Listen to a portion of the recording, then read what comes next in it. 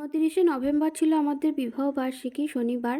তো ওর আসার কোনো কথাই ছিল না, ও রবিবারে বাড়ি আসতো, কিন্তু হঠাৎই শুনি ও বাড়ি আসবে। সেটা আমার বোনের সঙ্গে কথা হয়েছে, ওর আর আমার বোনের কথা হয়েছে। কেকটা কাটার পর থেকে আমি সমানে খেয়েই যাচ্ছি, আর প্রত্যেক বছর বিবাহবার্ষিকীতে ও কিছু না কিছু দেয়, আমি কোনো বছর কিছু দিতে পারি না, তাই এবছর ওর জন্য একটা ফুলাতা গেঞ্জি কিনেছি। কি ছিল রবিবার, আর বিবাহবার্ষিকী উপলক্ষে আমি বানিয়েছিলাম এখানে পোলাও, আর এদিকে বানিয়েছিলাম চিকেন। ফ্রাইড রাইসটা অনেকবারই বানানো হয়েছে, তাই এবারে পোলাওটাই বানানোর চেষ্টা করলাম। তো সবাই মিলে সুন্দরভাবে প্লেটটা সাজিয়ে আমরা খেতে বসে গেছি। এখানে 4টে প্লেট সাজিয়েছিলাম, একটা গুড্ডুর, কিন্তু ও আমাদের আগে খেতে বসে গেছে, তাই ভিডিওটা নেওয়া হয়নি। গত সোমবার যখন মেয়েকে নিয়ে ডাক্তার দেখাতে গেছিলাম, সেদিনই আমি গিফটটা কিনে এনেছিলাম, কিন্তু তোমাদেরকে দেখাতে পারিনি।